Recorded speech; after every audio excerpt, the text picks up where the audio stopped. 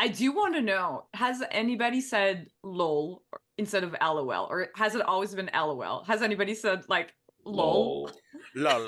I think that some people do say lol, and I think that I mean when people started saying OMG instead of oh my god, like that was like a big moment for internet crossing into real life culture. Like, yeah, it's weird. Yeah. Do you think it was internet or do you think it was text culture? I feel like probably text culture that brought that. Yeah, right.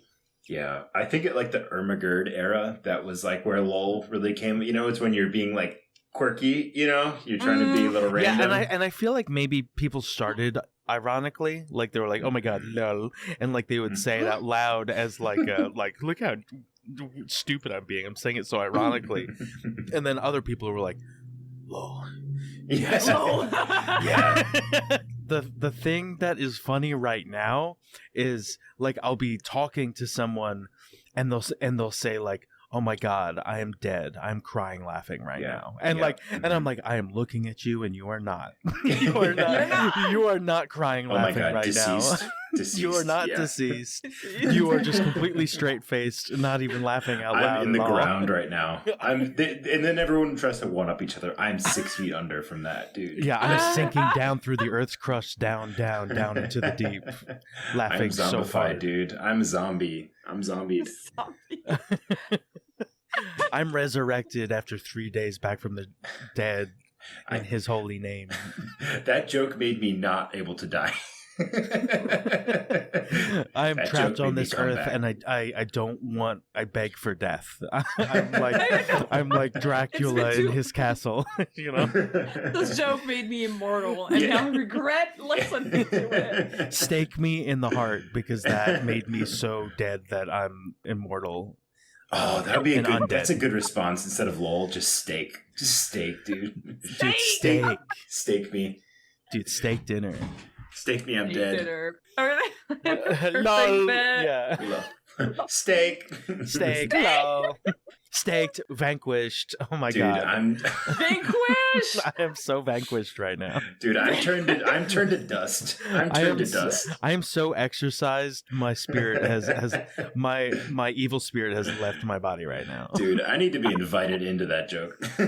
Exercise. That is crazy. I just got exercise right now.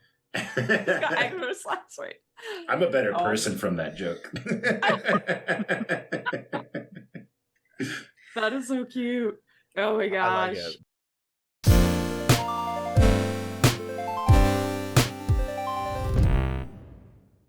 Hey, welcome to Creative Block. We're your hosts, V and Sean. We interview people in the creative industries about their life, work, and hobbies while we doodle jam.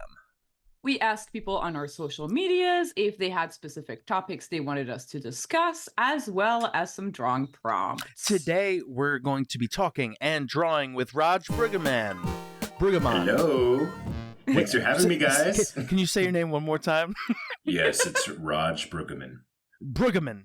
I was like Brueggemann, like a superhero. Like a superhero. I apologize, everybody. I'll take it.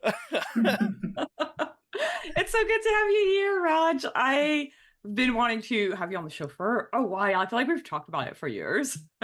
Oh my god. Yeah, I've been a fan for years. It's so great to be here. Thanks for having me, guys. Oh, really? It's a pleasure. Oh my gosh. It's a pleasure. Yeah, I think what's so cool about what you do is that you do like really cute and funny comics online, but you're also a storyboard artist and you're also like a director and you also have experience pitching.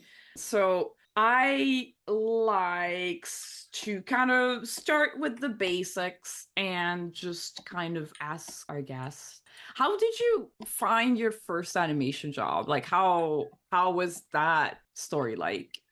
Yeah, totally. So my first job in animation was in 2015.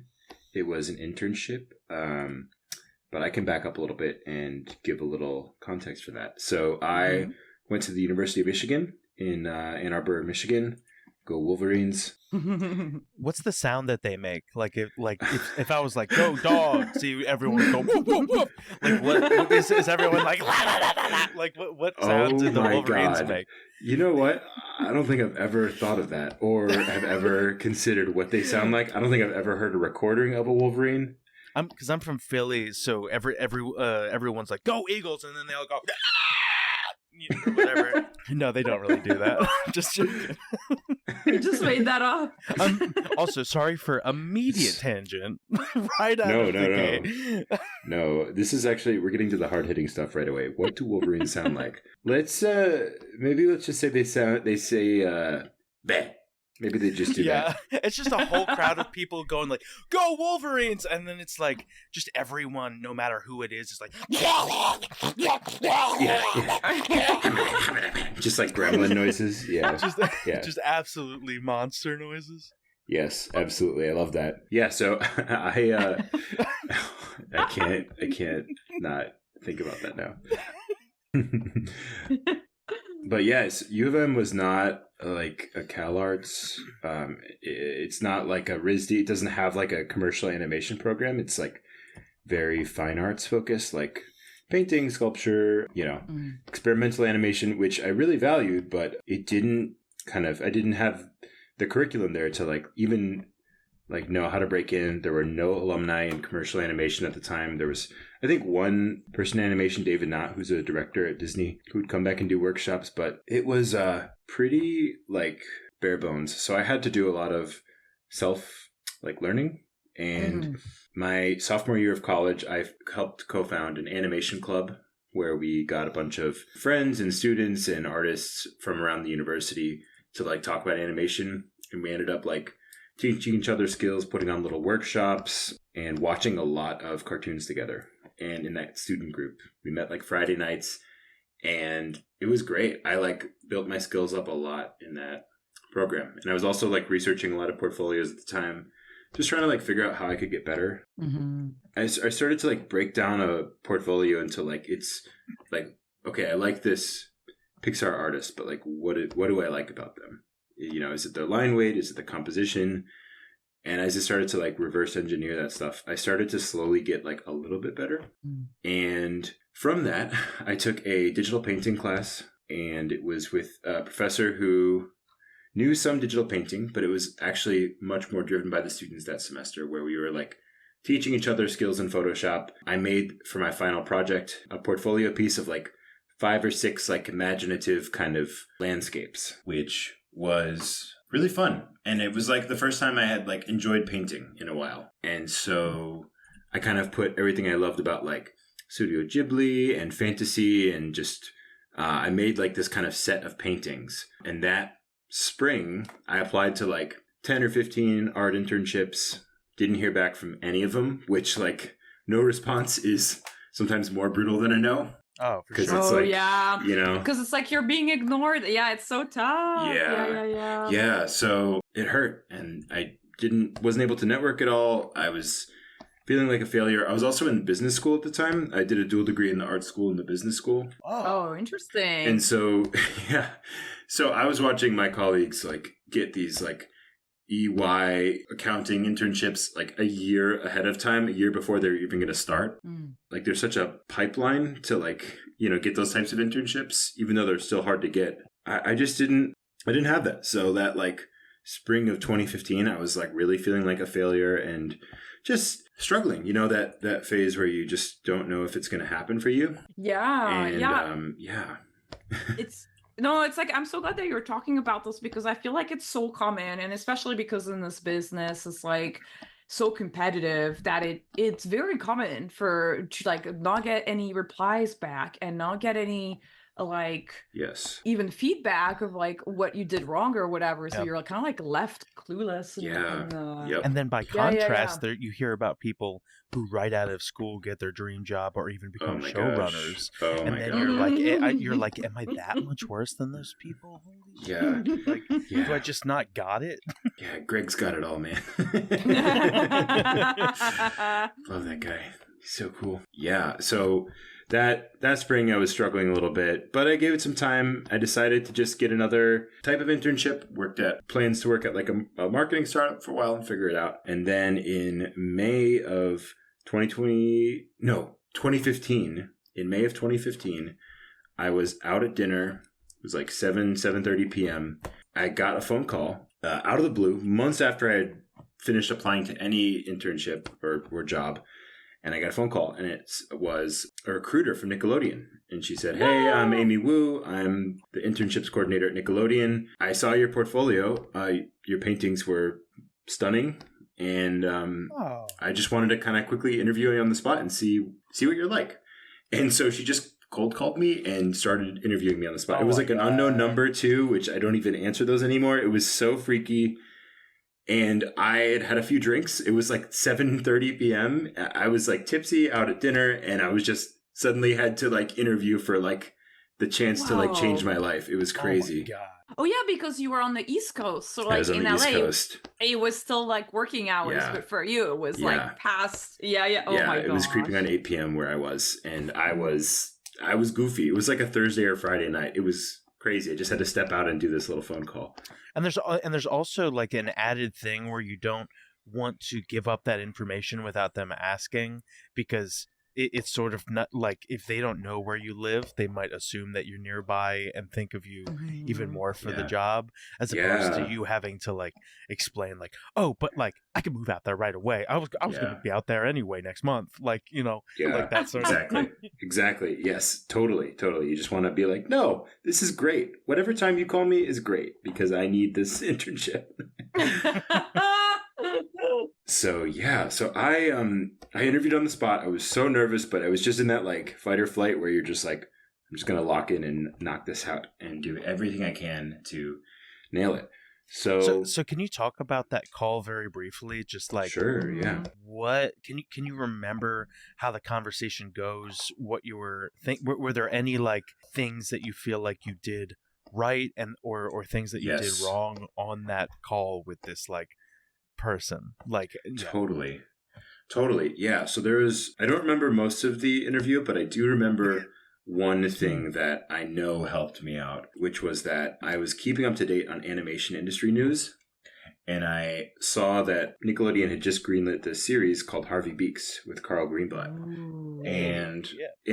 So I encourage this for anyone interviewing. Research the studio you want to work at, or studios. Keep up to date with animation industry news, because if you can drop something like that in an interview, it just shows you care. It shows you're invested. It shows you're listening to what's going on with the industry and people, and it looks good in an interview. And so I mentioned that article, and Amy Wu said, "Well, your art kind of has a similar like painterly style, and you seem to know about that show. So why don't I send you over to that show to interview?" And they'll be getting back to you. Yeah, I know. It was amazing. And I was like freaking out. I was so excited. And then I didn't hear back for a month. I got no email confirmation, no follow-up for like a month. And I would like move to Atlanta to work. I had almost a little bit given up that was even real by that time, because I followed up about a confirmation and she was very busy, so wasn't able to get back to me. I basically did like 3 or 4 rounds of interviewing that summer for Nickelodeon, all remote, all over the phone with the production team and then the show producer. And it was so scary. Though, I mean, I just remember the feeling the whole summer, just being like, when there's like hope for something to happen, it almost gets scarier because it's like vulnerable then, as opposed to being like, fuck it, you know? So true. Mm-hmm. It's like, I wish that I didn't even have this. Like, I wish I wasn't thinking about it. Yeah, it's the Jeremy Renner from Avengers. Don't give me hope. Now, you had said that you had another part to your major. Was this like a consistent conflict in your brain? Like, am I going more into stuff on the business side or more into stuff on the artist side? Like, how much did you apply your business? Yeah, totally. Stuff? I've always dreamed about being an artist since I was a kid. But yeah, I mean, as I grew up, I was like, is this sustainable? Is this possible for me? Going to business school, I'm grateful for it. But looking back on it now, it was because I was scared of being not a good enough artist to like make a career happen. I'm grateful for that experience. And there was a time where I was like wondering more about like, marketing, or maybe starting my own animation studio someday, or just starting something entrepreneurial.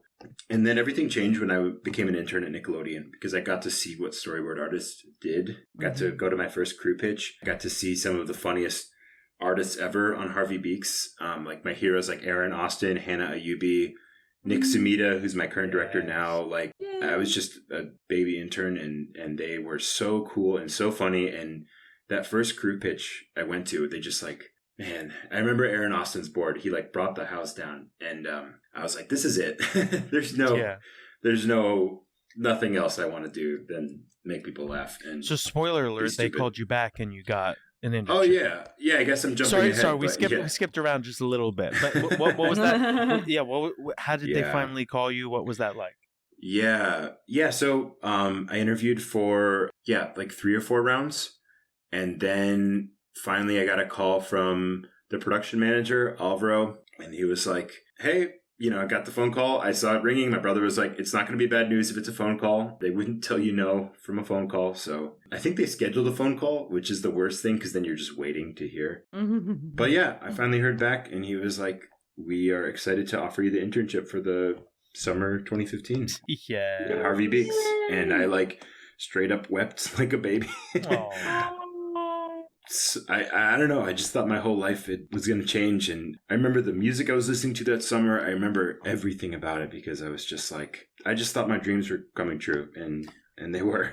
I'll be amazing. like that TikTok series where like, what do you got on your headphones right now? What were you listening to? Yeah. What was the song of the summer? I was listening to The Flaming Lips. Yoshimi Battles the Robots. That song specifically.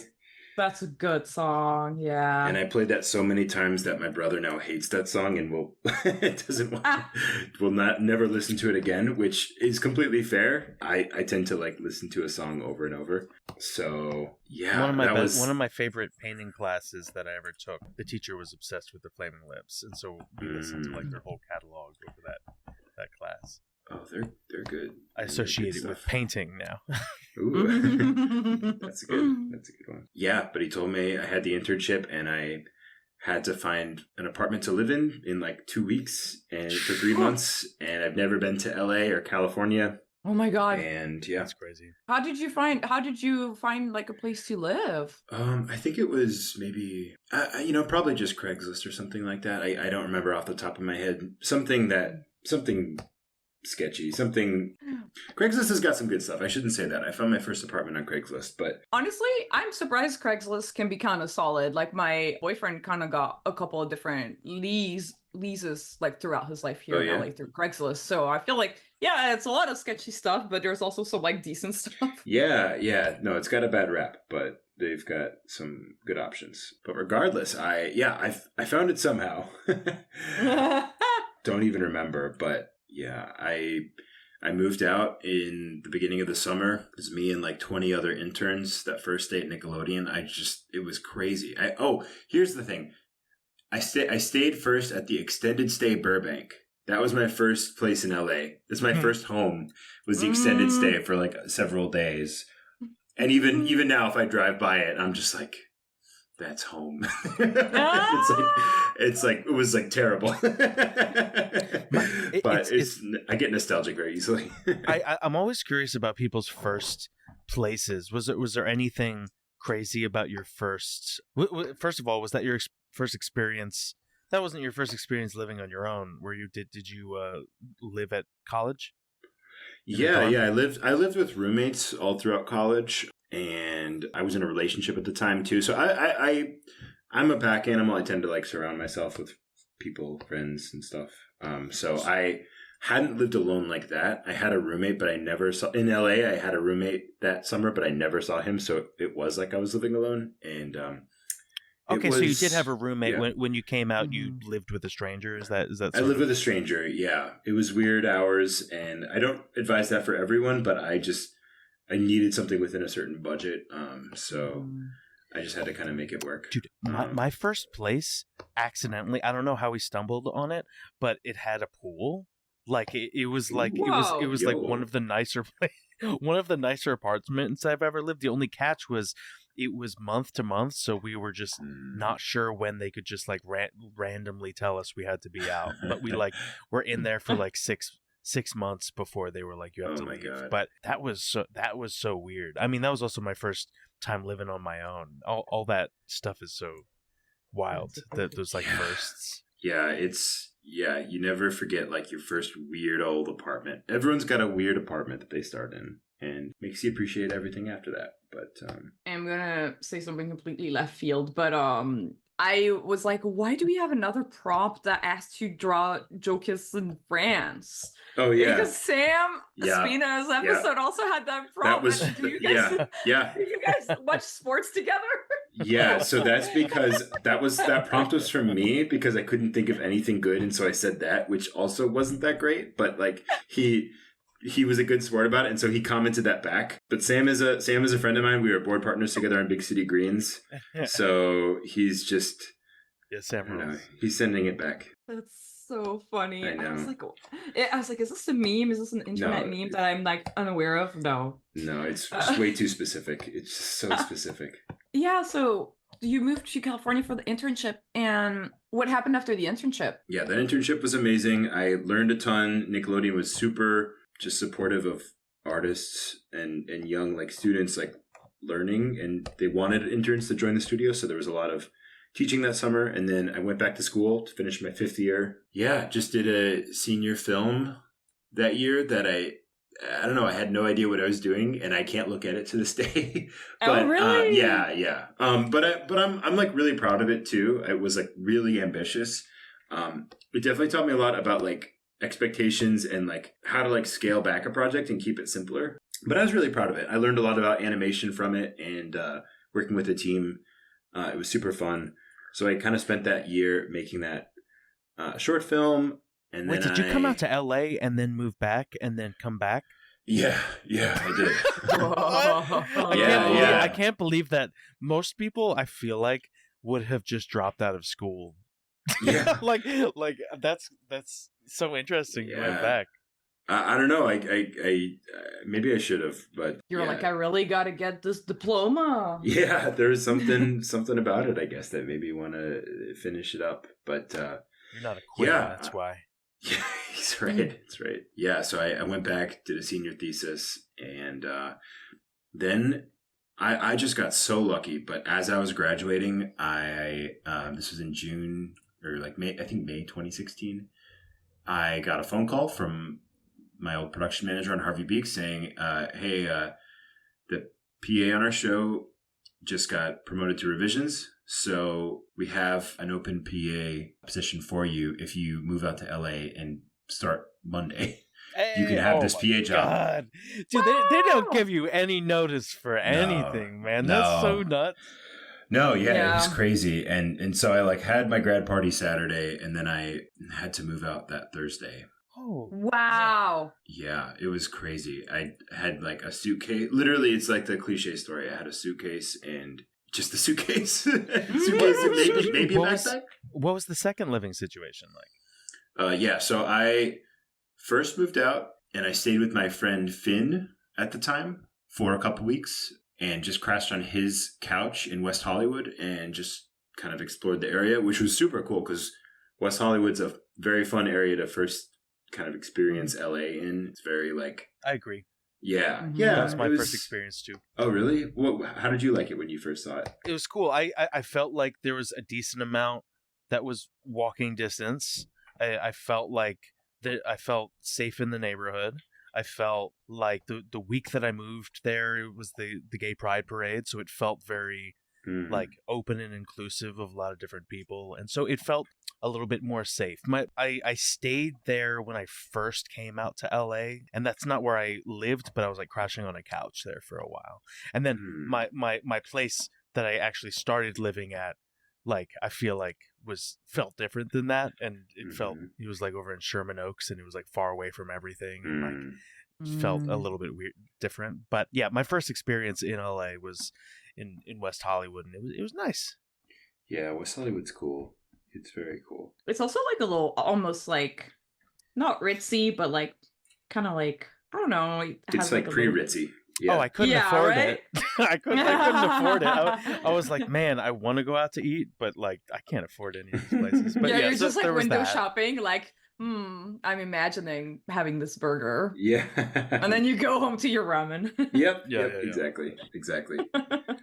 They had that like restaurant. There's like a Chinese restaurant right near where I was crashing that had like the original like robot chicken. That was the item on the menu that like they named the show after. So it's like little bits of like Oh, cool studio like Hollywood lore around there. Which that's what did you Finn take a told me, at picture least. of I that believe for the that's true. gram?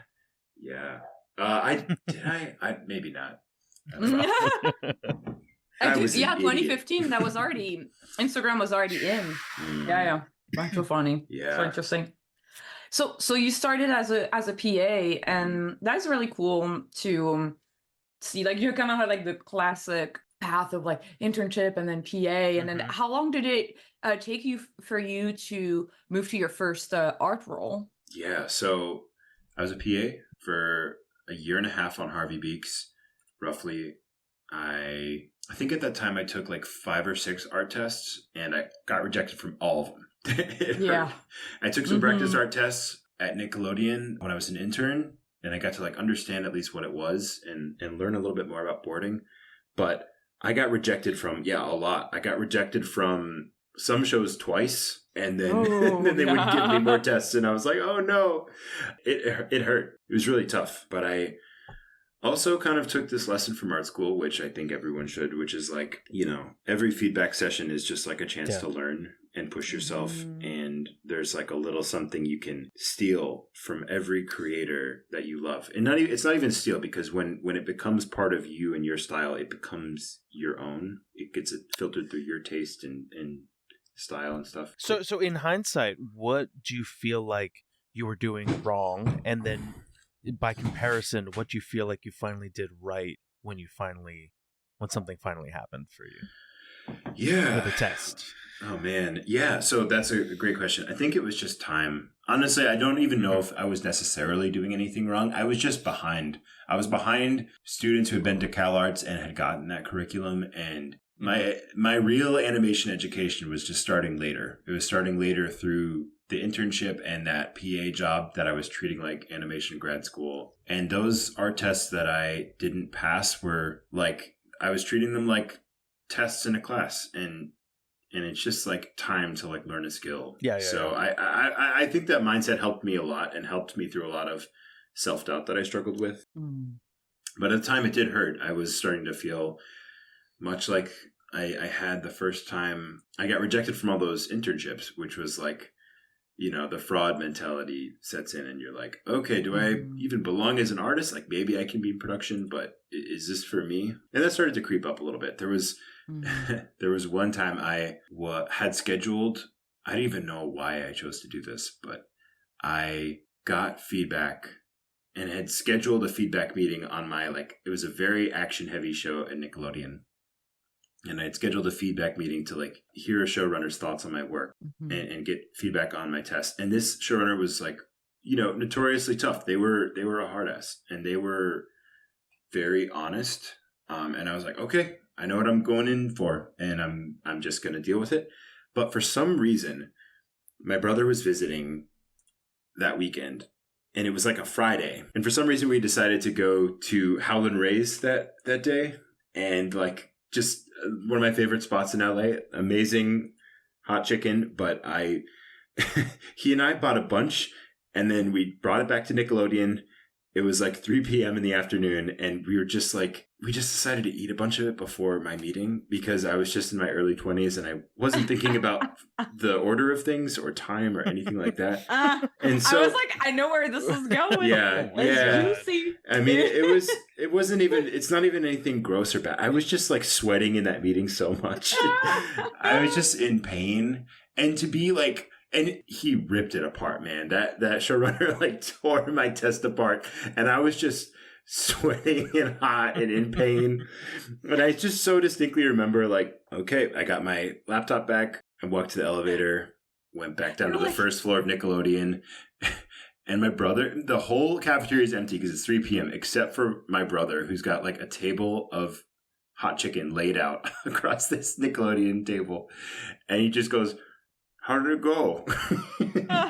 I love that you were on man. your own little like episode of the Hot Ones, but it was with like a showrunner ripping apart your work, which was Yeah. like insane. Yeah. It was like the most emotional and physical damage I've ever taken at once. It was crazy. Oh my god. Yeah. So that was like the worst review session I've gotten. But eventually, yes, things started to click as I just like worked on my like kind of basic skills with like perspective and staging. I started to like go back to basics a little bit with like form and volume and structure. You know, just practice and time. I think it was in 2017 in the fall, I finally got my first revisionist job. I was a storyboard revisionist. I moved to Shimmer and Shine for a month as a PA. I was like, this isn't going to happen. And I think it might have been my first week on Shimmer and Shine that I got a call from the production manager of Pinky Malinky saying, "Hey, we got an art job for you if you're ready to take it." And I like had to go to these like people that I just interviewed me and hired me for like a year and been like, "I'm so sorry, I have to go. I can't do this. I like, this is my, I haven't been getting a lot of art offers. This is my only chance." Yeah. And they were super understanding. The they team usually was so understand that sweet. kind of stuff. Yeah. Yeah. And so they made me a goodbye card, even though I didn't know any of them. It was so funny. And just this big, you know, we weren't super close, but there was just, they left this huge goodbye card with all their signatures on it. And it was so sweet. And yeah, so I was on Pinky Malinky for 3 months. Yeah. So And all these tests that you were taking, were they all for boards or were they for like all kinds of different jobs?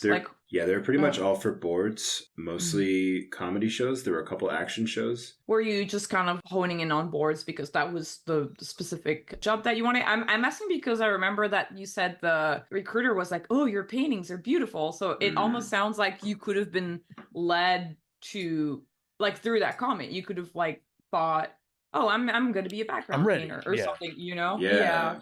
That's a great question.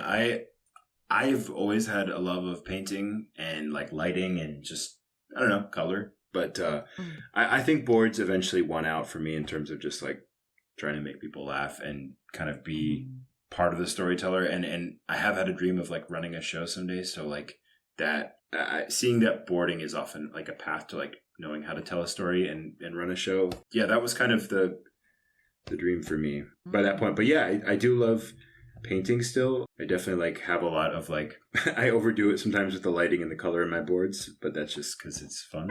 So yeah. I was gonna say, so you have this kind of like dream of eventually becoming a showrunner, and I kind of wanted to ask a little bit, did you start making comics because you're like kind of working on like pitches or was that like a part, like was it just for fun, like kind of, because sometimes I feel like when we see like pitch bibles or whatever, for example, like the OKKO like little tone packet is all like comics. So I was wondering if you were inspired by stuff you had seen or if you just made comics.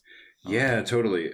I think there was like probably a double motivation for that, where like I saw a lot of the Harvey Beaks sport artists get hired through their comics. And then a lot of, pitch bibles and showrunners using comics to like tell stories and sell their concepts. So I knew that was kind of a thing that helps you like kind of get ahead. But it was only until I started having fun with comics that I really started making more and really started enjoying them. And like, I don't know, I feel like I'm still developing my like style and my taste all the time. But I would say that I think my first comic series is called Wish List, and it was like just a list of like a bunch of like weird, magical, stupid items that I,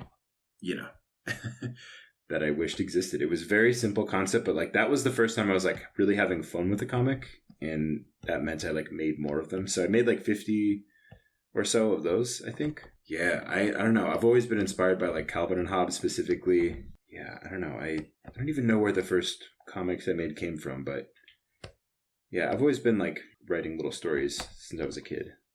So you're saying that it wasn't like when you were making comics in order to try to get a job, that's not when comics clicked. It was when you started making them for fun without like trying to have a reason outside of just like comics to I always think about like one of my favorite interviews is with Jordan Peele of talking about Get Out and writing that, and he's like, if you're not having fun with what you're making, it's probably time to like find something. I mean, you're not going to have fun with a project 100% of the time no matter what it is, but like if you're not having fun at least some or most of the time making something, you're not going to work on it enough to like get it to where you want it to be. And so finding a comic style that was like easy to make and fun and weird and different and kind of in my voice, that was like a big focus at the time. And I was really inspired by like my friend Dodge Greenlee makes great comics. Megan Dong was like a huge hero of mine on Pinky Malinky. I learned so much from Megan, and her style and voice in her comics, oh my gosh, amazing. Sam Bosma too. Like, I was kind of making a weird amalgamation of like different comic artists, and I don't know. I was trying to I was still trying to figure it out in like 2016, like what my style and my voice was, and I'm still kind of on that journey. But I think around that time I started like having fun making comics, and I think you definitely see like a little bit more work that I've made. I haven't made comics in a bit. Even though I do love doing it, just because it's also very like similar to storyboarding in terms of like the muscles it uses. So it's hard to feel like you're taking a break, right? I'm like trying to be funny and drawing alone, and then go home and like try to be funny and draw alone. It's just like you'll start having to choose which project is getting your most funny stuff. It starts to feel like work too much. And I had like one comic a couple years ago get like a ton of likes, and it was like it really like it blew up in a way that was like my like monkey brain was like, oh, that's awesome, you know. And I was like so cool. I was like, I don't care about social media. And then like one thing succeeds, and I'm like, oh, they like me. Maybe I do. They like I care about it so much. Dude, they like me. They really like me. Yeah. And so, but then very quickly, I think that pressure kind of got to me a little bit, and it started to feel like work a little bit. And then like suddenly a brand I had to like keep up and maintain, and I think I could do that more full time, but on top of a difficult boarding job, it's just hard to balance. So I do love making comics though. I think they sell a lot for sure. How would you describe your current tastes or like what you gravitate towards as an artist? Because you said like you were kind of trying to figure out who you were as an artist for a while, and like now you have a better idea, even though it's ever changing. How would you kind of describe? I mean, for you right now. I think it's like a mix of. Oh my God! Wait, I just looked up and saw this drawing of me. Oh my God, that's beautiful. I'm sorry. No, it's beautiful. I think it might be my new Slack profile picture. So that's incredible. I'm staked, dude. I'm turned to dust. I'm turned to dust. Hashtag dude. staked. I'm staked. Hashtag vanquished. Right I'm now. risen again. I'm under the ground from that. Oh my God, I'm possessed in the exercise right now. Oh man. So, what was the question again? Sorry. Oh, sorry. That's amazing drawing. Yeah. How would you describe your who you are as an artist? Yeah, totally. So I'd say it's probably a mix of like my influences are pretty common, like Miyazaki, Moebius, and Adventure Time. I mean, three of the top ones. Don Hertzfeldt is also a huge influence on me. His animations, and so and also Scavenger's Reign. That's the kind of stuff I would like most want to make someday. Really inspiring, challenging stuff. So like a mix of that, influenced by the novel 100 Years of Solitude, magical realism. I love that. Yeah, that novel is so crazy. It's so good because you follow across like multiple generations and around like each. I'm trying to kind of like give a little rundown for the audience. The name of the author is Gabriel Garcia Marquez. Okay, there it is. Gabriel Garcia Marquez. And it's a Colombian author that is very famous for magical realism, like you're saying. It was. I mean, I've only read it like kind of recently, but it was amazing how it's so absurd, and that's a book that really inspired Encanto. If you read it, Oh yeah. Mm-hmm. yeah, it's like a huge influence on Encanto. But like the things that people do, it's very like Catch-22, that novel where like people act so absurdly, but in a way that feels true still. So like two sisters will have a fight, and one sister will go into a house and lock herself there for 40 years. And she won't come back till like 200 pages later in the chapter sisters. When she's like ancient. Yeah. And it's just like so nonsensical, but it doesn't take you out of it because it feels so real. Even though it's absurd, it makes it feel even more true. And I just love stuff like that. I love Ursula Le Guin stories with like magic and nature. I grew up with like the woods behind me, so I'm just very influenced by like, yeah, nature and the loss of nature and our relationship with it. And yeah, so just a different mix of stuff. Also love like identity stories. I'm a huge like sci-fi nerd, so currently rereading Brandon Sanderson and big into like epic fantasy like that as well. So just a mix of stuff. I love putting like epic fantasy stories into like TV animation. Like every time that happened when I was a kid, I was obsessed. So that's the kind of stuff I like to make. When you pitch yourself to a studio, like for example, when you pitch a show or like you do an interview or whatever, and they're kind of asking you a little bit about yourself, do you bring out like these kind of influences? How'd you kind of like pitch yourself in these moments when you're asked to in a like professional setting? Yeah, I mean, I think that I definitely like bring up influences, but in initial, you kind of mean like in initial like the coffee meeting before you like pitch something to an exec, or like yeah. Yeah. If that comes up organically, I definitely like to bring it up. Usually I just kind of try to just have a natural conversation and just show them that I'm like someone they can like work with who's like nice and affable. But sure. Yeah, you kind of feel like you do with like a new friend, or if you're on a first date, you like throw a little something out there and see if they respond. So just mentioning Dungeon Meshi, and if there's a light that goes on in their eyes, then that's like a spark. That's something you can like follow. So yeah, I definitely like to like bring up influences. I think that is helpful talking with execs. I especially think when pitching a show, using comps is really helpful. It is cliche to be like, it's like this meets this, but some of that stuff is useful. Some of that kind of is a shortcut. I agree. I used to think it was super cliche, and I was like, I'm not gonna do that. But now I'm like, you kind of need to do it. It gets so much like hard work out of the way. Yeah. Where you're just kind of like, because you're trying to sell the tone, and like being like, it's like this meets that is like, it's like the tone of this with like the story of that other thing. Yeah, totally. It just anchors things in a way that like everyone's got a short attention span these days. Everyone's busy, so they don't have a ton of time. The same way that recruiters don't have a ton of time to look at a portfolio. So making it as accessible to them as possible is really helpful. Like we were talking about talking to an exec, how you pitch yourself, how you're kind of like treating it like a meeting a first friend, a date, and then like and then the exec likes you and they're like, oh, do you have any like idea? Is there anything that you would like to pitch or anything? Like, what's your personal take on following up with that question? Yeah, I mean, get in there, go for it, like have fun. That's a great sign. Like to get a meeting like that without having a manager is amazing. Like that's a huge opportunity. Yeah, it's already difficult. Yeah. I don't have a manager. I like have never had one. I have friends who have them, and I've heard different things. But that's typically how those meetings get set up.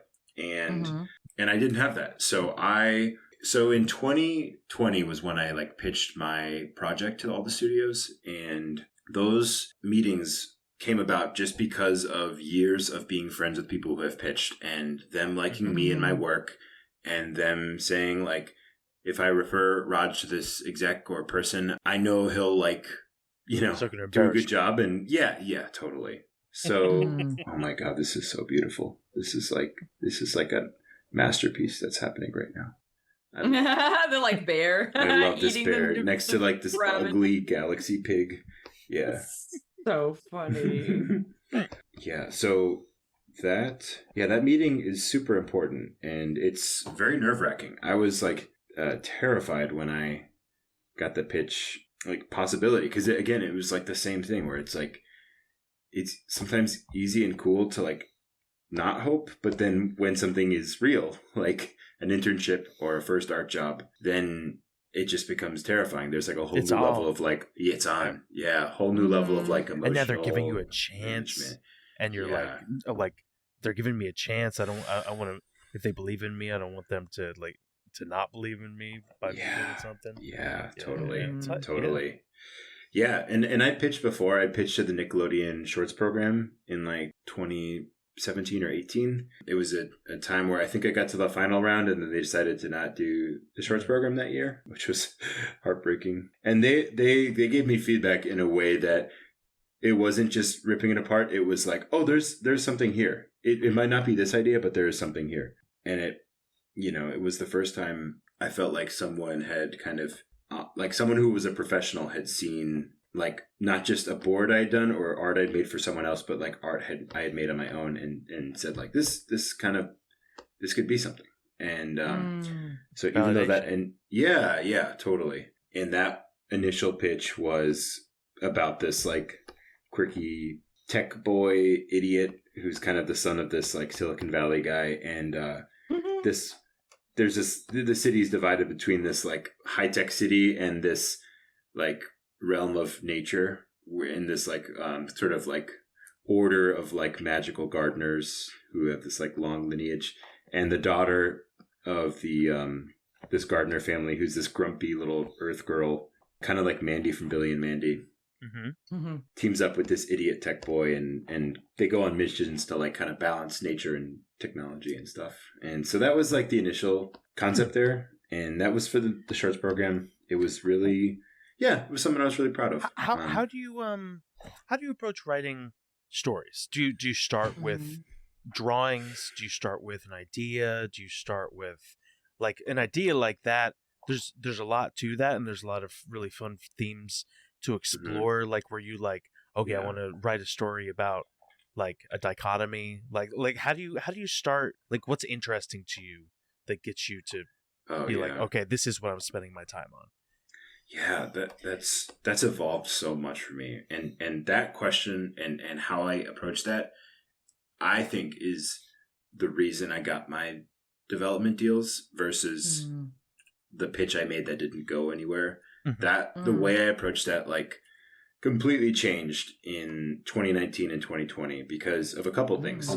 One was the feedback I got on my Nick short, which was the concept was really fun. The sci-fi world and the like kind of relationships were cool. The comedy was like solid, but the like core meaning like wasn't as I hadn't figured that out. I didn't understand what like made it special to me. And I took that to heart when they said that. And so I ultimately like ended up kind of taking a step back and looking at my work and saying like, what can I do to like approach this differently?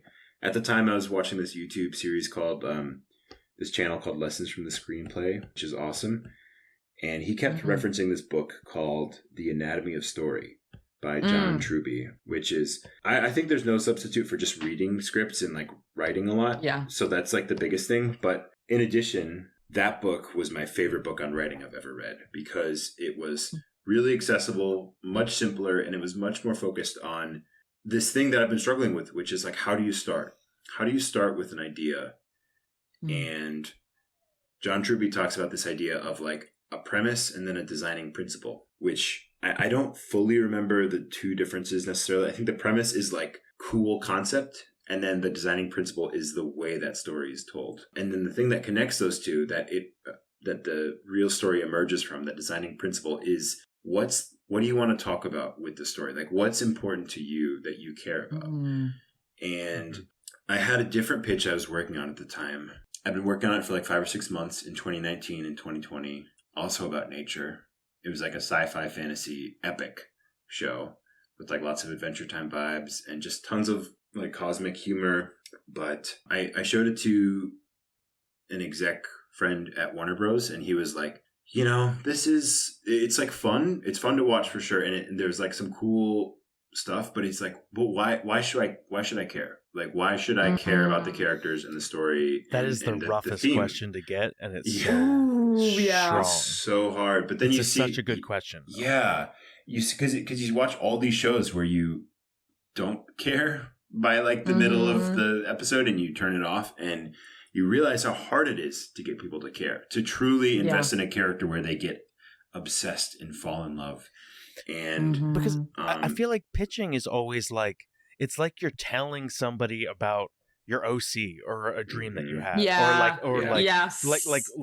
and so a lot of people, when they pitch shows, they're like, this is the thing that I want to make because I made it up and it's special to me. And then but like, how do you get other people to be in on that story and want to hear more and have it be something that's worth telling? And that is such a rough thing to hear in a pitch, but it really is the heart of like pitching in shows. Yeah, totally. And it's so hard and it's so vulnerable. But after he told me that, I realized there was an element of this story about nature and generational inheritance. There was a theme that had been on my mind for several years. And to kind of like explain that, I want to back up for a second and talk about the first time, that moment where I moved to LA in 2016. I actually almost didn't take the PA job at the time because I had a family member who was pretty sick, and I was like, I have like 3 days to move and they're not like doing great. So like, how much time am I going to have to spend with this like loved one? And my internship coordinator, like, she called me and she told me all the, like, my family supported it. My loved one who was sick, like, wanted me to go, but I wasn't ready to leave yet. And my internship coordinator called me and gave me like just a little bit of a pep talk / talking to about like the industry and what this chance really meant, and like how it, she understood and empathized with it, but also like this was a huge opportunity to like try to, so maybe I could go back and visit and find a way to make it work. And I decided to go. Yeah. And before I left, just what that like loved one said to me before I left, and just, she kind of like sent me off to LA with just a little bit of love and just like a nice, I just remember that last like kind of conversation between us and how much of a role model and a parent she'd been to me in my life. And I was thinking about like, at the time, I was just thinking about her a lot those years. And I was thinking about like how we inherit, we don't just inherit trauma, we inherit wonderful things too from our parents. And I was rereading The Giving Tree at the time and just thinking about nature and our relationship with the planet. And the premise and the designing principle, like both of those things kind of came together in this story that I pitched. I pitched I got feedback on it from a bunch of friends. I made it into this like 20-page pitch. I got feedback from my friend Aminder, who gave great notes. Oh, yay! Yeah, Minder's great. And she kind of advised me to like lean more into that personal story as well. And I ultimately started the pitch for the show. Not every pitch has to have such like a intense emotional topic about loss. Like it is you're trying to pitch an animated like cartoon. But I started this pitch by like talking about, that like loved one who passed away, and how the night she passed away, my whole family got together in her old house and talked about all the like good things she'd done for us in our lives and the good things we'd inherited from her. And I just told this story. And then I kind of led into what the show was and the premise and the pitch. And I did 20 minutes of characters and jokes and gags, but everything was anchored in that original story. And I sort of bookended it by also finishing that story at the end of the 20 minutes. And I pitched that sort of like format and that storytelling.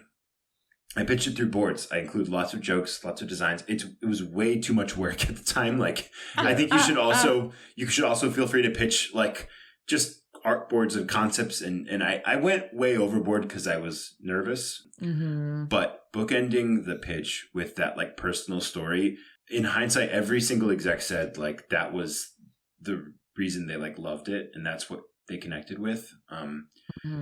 So yeah, I pitched that to all the studios, and I got 2 development deals out of that. One with, Hell yeah. Did the two different development deals know about each other? They're both developing the same project. You just don't know yet. You're like, when they're going to listen to Creative Blog, that's when everything explodes.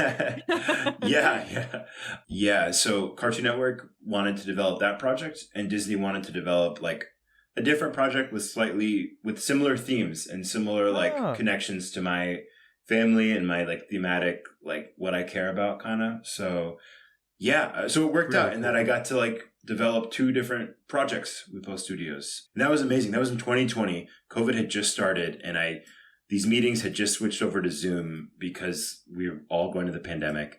I was pitching this show from my like childhood bedroom in Michigan where I went back home. And yeah, it was crazy. It was so crazy. It was such a weird time in the world and in my life where like everything was falling apart, but then also something like amazing was happening to my career. And I was so lucky. I can't even describe how weird that time was.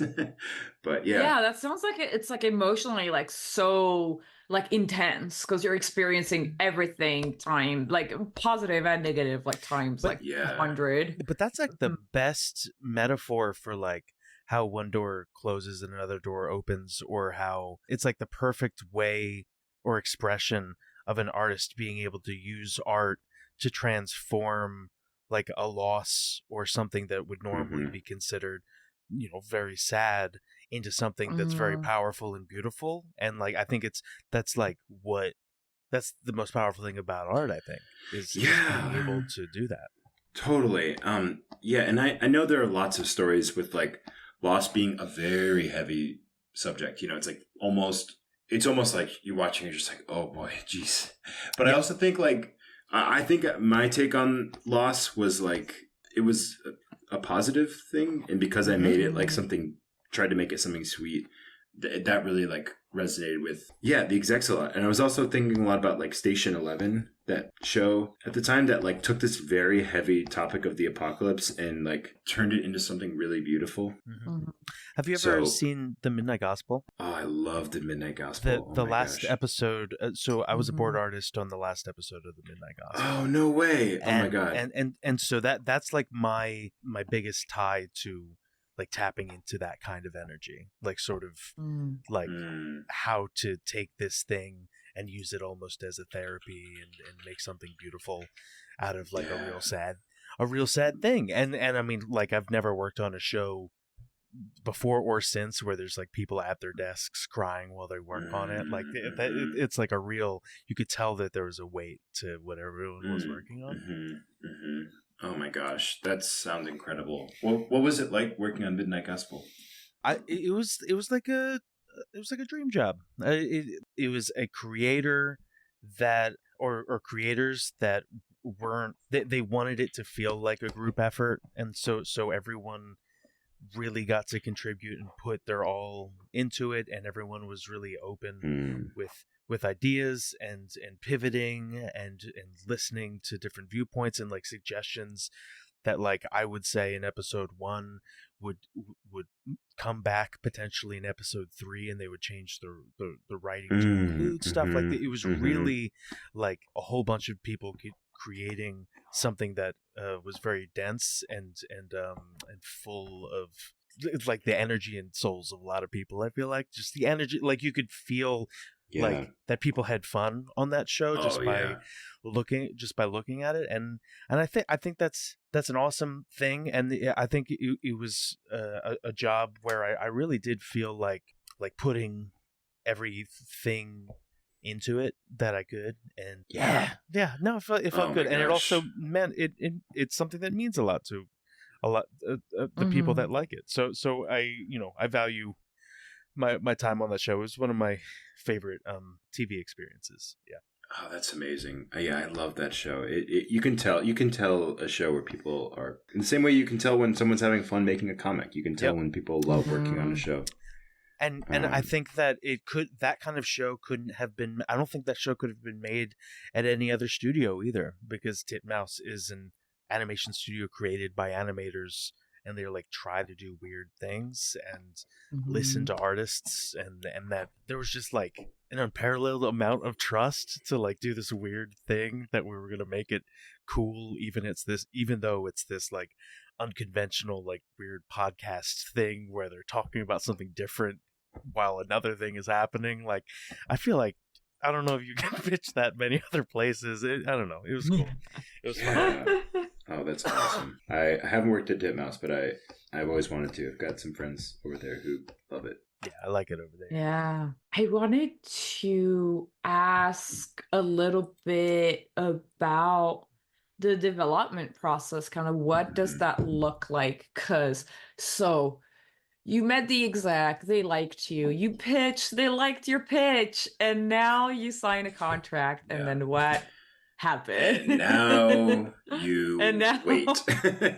And now you wait. Yeah. I mean, it was crazy. Like, okay, so I'll take you through it. So you basically you hire an entertainment lawyer who negotiates the contract for you, because often you're going to be negotiating for parts of this deal that are like, you know, kind of years down the line if the show got greenlit even. So yeah. There's a lot at stake. So you do want like a lawyer, and hiring a lawyer, that lawyer working with the business affairs team at the studio, that back and forth takes a while. And so my like actual starting creative work on the project for both projects didn't start till like 6 or 7 months down the road. And you know, that was tough. It's development's a lot of hurry up and wait, which I'm sure you guys have heard before, but it's weird, you know, because I can be lazy if I want, I can be hardworking if I want, but it's hard to switch. You know, it's hard to switch gears like that, where you just like go, full of passion, and then you just turn something in, or a new, you know, roadblock comes up, and you just have to wait. You just have to wait for things to shift again. It's hard. Yeah. But so I actually had very different experiences with both studios. For Cartoon Network, it wasn't on my exec. It was Cartoon Network at the time. You know, they were caught in 2 different mergers over the 2 years I was there, and that just slowed everything. It was really hard. There were times where I would turn something in and I wouldn't hear back for like half a year. It was very slow, and I was coming into these meetings with full storyboards, art, visuals, development stuff that I have on my computer that I have shown friends, but I will like probably never see the light of day until I like try to pitch it again somewhere someday. But I almost like would maybe do that differently, where I put like so much extra work into it. Yeah. So that was hard. And by contrast, I thought Cartoon Network would be the kind of faster moving studio, and Disney would be, you know, just like a bigger machine. But I have like loved developing with Disney. I love my execs there. Things have moved so fast. They've been so supportive. They made my deal with them happen. And with my execs at Disney, I really got to like learn what like a great development exec is like. The exec I'm working with, like, she like genuinely loves cartoons. She grew up in like the kind of Frederator cartoon era I did. She just wants to make cool stuff, and she like knows how to like make that happen. And so, my experience developing with Disney has been amazing. You know, even with all the turmoil in the industry, like things have moved a lot, but they have like shepherded my project through like a lot of different roadblocks. So basically for Disney, I can't say too much, but it was like, it started with just a concept from scratch. So as opposed to Cartoon Network, where I came in with this like 20-page thing, I came into Disney with like one new idea. And both of these ideas, by the way, came about because I saw Spider-Verse in 2017. And like everyone else, I was inspired by that. But me and some friends made like an accountability club after seeing that movie. And we're like, let's do something awesome. Like awesome stuff. Oh, that is awesome. That's cool. Yeah. That is so cool. Yeah, and some different friends' projects also got in development from that that little accountability group. So that was crazy. Club. Yeah. So that was kind of crazy. But yeah, so 2 of my ideas came from that, and the one I'm developing with Disney just started from like a simple premise, like a 1-page write-up, which often is how it like starts. And Mm-hmm. from there we've just been like kind of cooking ever since. It's been great. It's been really great. I feel like development, they're not just developing a show, they're developing you as like a leader, as a collaborator, as an artist. I've learned so much about this really hard balance you have to hit that like great showrunners do, where like you have to have, which I'm not good at yet. I'm trying to get better at it, but it's where you have to have a clear enough vision that things don't get muddy, but a collaborative enough spirit that like that vision can change if you let it get better. And that's somewhat of a catch-22 where you have to know exactly what you want or know really clearly what you want, but then be completely ready to let that go to make it better. And it's so challenging. It's so hard. It's fun. I haven't fully cracked it yet, but I'm definitely getting better. And where do you feel like you're struggling the most, if you feel comfortable talking about that? Like, are you the kind of person who's like, oh, I love everything is great, and then your vision gets muddy? Or are you more kind of like, no, I know exactly, this idea is mine, everyone stay off it. Probably. You don't have to answer. Yeah, no. If I was just like, yeah, I'm a crazy person. Yeah, it's only my idea. That's interesting. I don't know. I know what you mean though, because I feel like sometimes, like, so I was working on this short with Cartoon Network, and you bring a couple people on, and I'm like, sometimes it was tempting to be like, I can do everything, and then it's like, no, maybe I should just like bring, like, we should have like people on, and they could like do a pass on the things. Yeah. And then it's really funny because there's moments that you see some art and you're like, it's not quite right, and then you do drawovers, and you're like, I can't just keep drawing over this drawing. That's going to drive everybody insane. But then sometimes you get an artist and they just draw a picture and you're like, perfect, amazing. So it's about picking the right people. It's also about like explaining yourself in the right way, like being thoughtful when you kick someone off into a scene. Like they can't read your mind. Yeah. Like how do you explain what you want to do with the scene? Yeah. Totally. Yeah, so it's hard. It's hard. Yeah. The only examples you have are the ones from your bosses in your career. Those are the shows you work on. Those become your touchstones for how to do it, and it can be tough. One thing I do respect about the Houghtons a lot is Chris and Shane, the Big City Green showrunners, is they have a very clear vision for what they want, and they knew the kind of show they wanted to make when they came in, and they believed in it. And I think I'm still struggling with self-doubt a little bit. I'm still like, if there's a roadblock, just the imposter syndrome, or the feeling of like, am I doing this right? Is this idea anything? Like development things are just so much more up in the air that like that insecurity comes in. And I think that's what causes some showrunners to then react and go, no, this is my idea, is that fear of letting go. And I think a term that I've heard from a lot of directors that helps a lot is North Star. That's something I've been employing a lot more in writers' meetings lately, where if an idea isn't working, we kind of just say, okay, like it's not that, but this is the North Star. This is what we're going for. We want to care for these reasons in this moment. So the scene isn't doing that yet, but this is what we want. This is where we're heading towards. And I think something like that is super important. And it's something I really try to impart in like creative meetings for the project right now. Any processes is the idea of like, this idea doesn't have to be it. Let's beat it. Let's continue to punch up and make it better. But this is where we're going, and we're going to get there together. And we're going to find people who can do it better than us. And so North Stars help a lot for sure. But I tend to, because I'm like new, just say like, oh, every idea is okay. Or like not even defend my ideas like ever. I see. And so that's something I'm like going to get better at. And I'm in the process of doing that, is knowing when to pick a battle. Because usually I'm just like, but if they're seeing something, then we'll figure it out.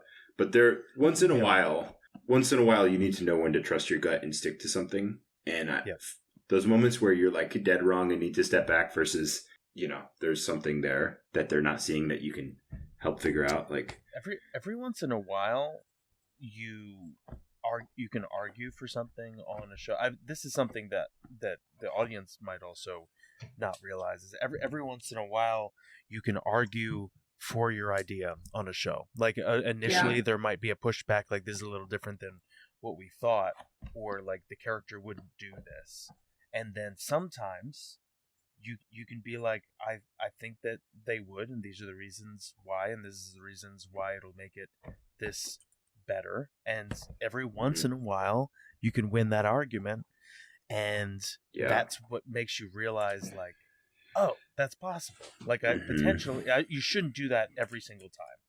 That's gonna wear off real fast. Yes. Like, people are not gonna like working with you. But every once in a while, you can do that, and then. But also, what happens is, once you win that fight, and you go through with that scene, if that scene doesn't work down the line, then they're like, "Oh, we told you." So you have to be careful when you do that. But totally, it's hard, and you have to, like. There's a certain level of, like, humility to, like, owning up where you're like, okay, I tried it, didn't work. Let's let go. You know, there have been times in development where we've had to, like, rethink things quite a bit for both projects. And it always comes out being better. And I make sure it comes out being better. But, like, I don't know, it's like with boarding, There's, like, the first few days where you don't quite know what it is yet, and it's scary. Mm-hmm. That used to terrify me. And then after it started happening like 20 or 30 times, you're like, okay, I'd be like, build that into my storyboarding schedule now. Like, these are the 2 days where I freak out. On these days, I make sure there's space on the floor for me to curl up. I got my cubby. Yeah. It's funny because I had a director tell me this, like, on the show where, like, we would get the scripts, and every time we would get a new script, I would complain to him, and I was like, nothing makes sense, we can't make this work, this episode doesn't work. And he's like, I know, you always do this. That's from the beginning, and then you get it done, and I'm like, oh it's always like, go ahead. No, go. It's always those, like, 11th hour jokes too that are, like, always the funniest too, like the, like, single brain cell jokes that just, like, get the biggest belly laugh too. It's like, you make when you're like sleep deprived and you're like just trying anything, and you're almost like, fuck it. Exactly. They can't fire me from one joke. I'm gonna put this in. Do you guys have a freak out position or place in your house, or like where like I have, like you do, Sean. I do. Yeah, I have two. When I'm not sure about a joke and I'm thinking and I'm like, what do I do? Like, I have two spots that I go to in my house. One of them is actually right behind my desk. We have a huge beanbag chair in the middle of our room. Nice. And I have a very specific position that I sit in. I'm drawing at the top left corner. I sit on the beanbag chair like this. Oh, you're kind of like drying a little bit. You're like on the back of the chair drying. I also do this. My other position is on the couch. I sit with my feet like this in the opposite way. That looks kind of comfy. And I feel like I must have done it as a kid or something. Yeah. But like I just stare at the floor, and it might be because the way that I sit on my chair, maybe there's a certain pressure on my legs all day that it just feels different. Like sitting like this, I don't know what it is, but you that's sit like my a position. Little baby. I sit on the lap of your mother. I sit like a baby on the lap of my mother when I don't know what to do. Yeah. It's comforting. But I actually do have like when I'm in the house and I'm working, and then Denise sees me like get up and go somewhere, she always knows that I'm like in my version of a fetal position, sitting reverse on the couch. Just like she'll just find me out there just being silent. Just like he's in baby mode. The floor. That's so funny. Oh my god. That's so funny. Baby mode. I don't think I've ever laid like that in in my life. I've never lied down like that in that Try position. it I out, do feel dude. like I gotta as try a it out. child, I feel like I feel like I've seen a lot of I feel like I've done this position where because it's nice because your belly's kind of like hugged a little bit, Right, right? right. Like it's hugged either by the beanbag or like the You know what's funny? It's like reverse weighted blanket. Yeah, you're the weight. You're Instead the of having weight. a blanket, I'm the weight on my own chest. Oh my god, that's beautiful. Put that in a book. Put that in a book, man. That's beautiful. Yeah, reverse weighted blanket. That's The- so funny. I am my The own weighted Kama blanket. Sutra of panic attacks. Oh, Reverse weighted blanket sounds like a sex position. It does. It does. Also, Kama Sutra of panic attack sounds like a sex position. yeah. Oh my Babe, God, I'm gonna dude. spiral so hard. Oh my god. Well, Jesus. that's the brief 18 plus portion of creative. Yeah, Block. yeah.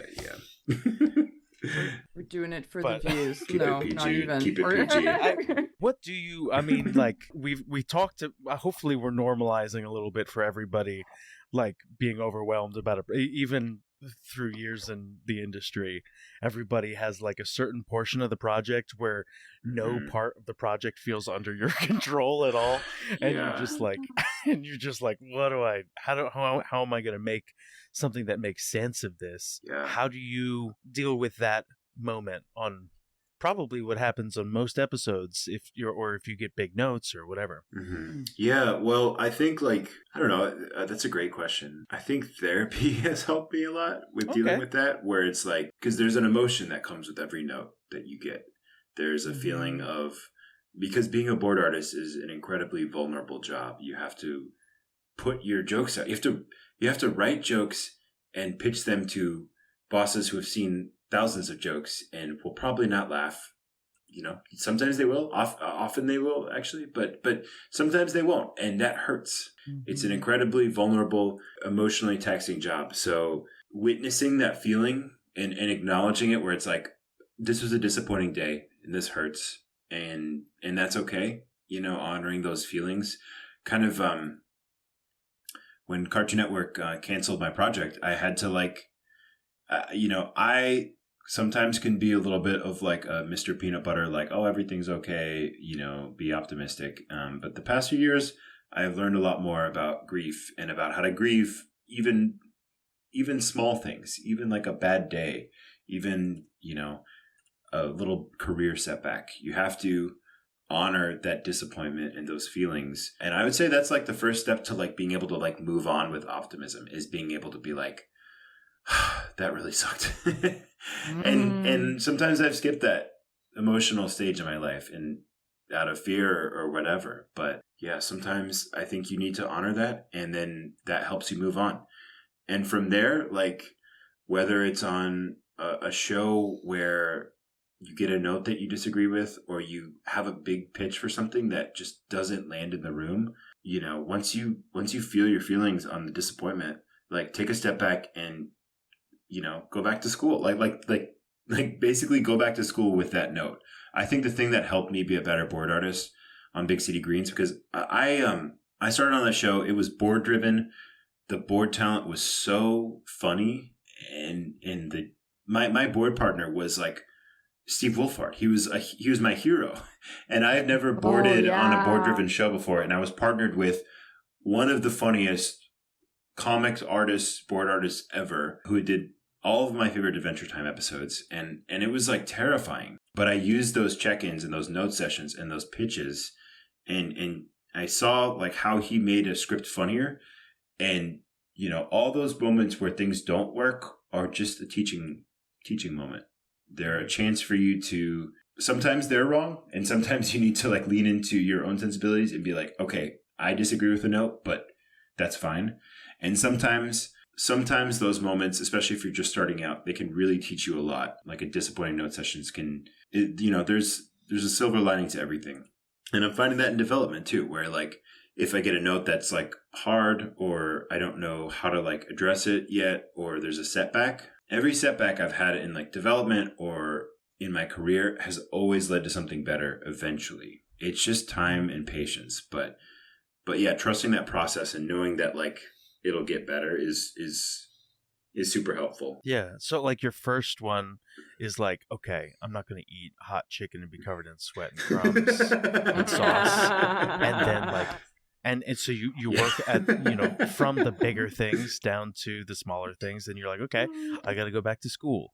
And you got to figure out like, okay, do I eat the chicken differently next time? Yeah. Or do I not eat the chicken? Yeah, like how much chicken do I get? Like how spicy?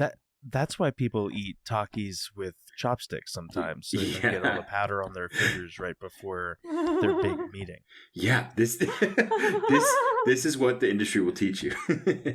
You have to use chopsticks for Takis. It's just Raj leveling up. Like I've learned. Now he's like eating hot wings with chopsticks. And I'm still sweaty, but I look cooler doing it. Oh my gosh. Oh my god, yeah. I don't know. Notes are hard though. Getting notes are hard. It's just that's always the hardest part of the job, is putting yourself into a scene or a joke and it doesn't work out. That it never gets easier. But yeah, that's just part of it. Can you think of a favorite joke or something that you've like put everything into and it didn't end up going in, but you're like, man, I really like that joke? Can you think of anything like that?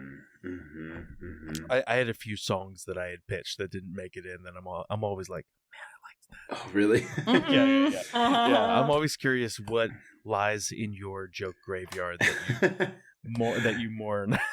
Yeah. Oh man, so many. Honestly, so many. But like, I think and jokes that just get cut for time. Those are the biggest ones that you see in the animatic, and they're like, oh, okay, like they maybe it's not the joke itself, but just the like. Yeah, the nature of the tangent that goes on or something. Yeah.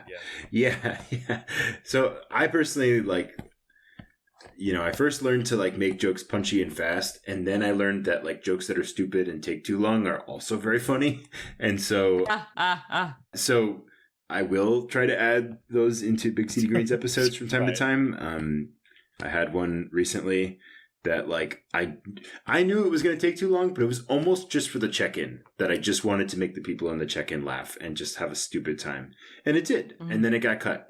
But it made the check-in, it was like a Friday check-in, it made the check-in a little bit more fun. And those are the people I see like I don't see the audience laughing at the show at the end of the day, but I do see friends and the crew laughing. And in a way that makes it sometimes feel a little bit more real. Like I know there are fans of the show, but like making your friends laugh in person is different than an audience member watching it and then you imagining them laugh and being like, Do you ever put a joke that you know for sure is going to get cut, but you feel like it'll make people laugh in the room at the time? And every once in a while, I put one of those in and it might be so off color for the show, but I know that in the pitch it's going to make people laugh just because it's in there. And so every once in a while I put one of those in, and then I'm like, I'm like, I'm going to take that out, but but I wanted to make you guys laugh.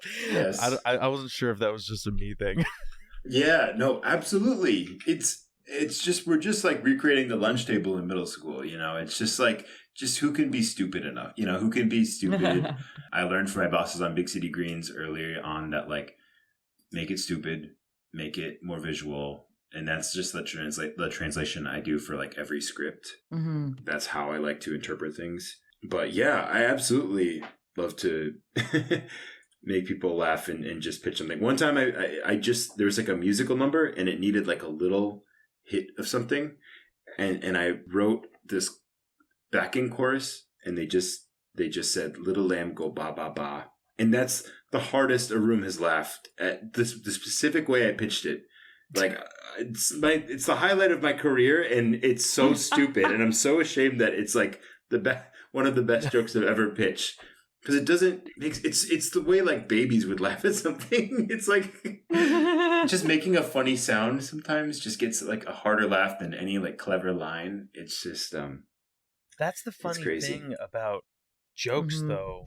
Is like and that's actually something that like at some point in my career I realized that I wasn't interested in trying to write a joke where someone's like, oh, that's clever that they said that.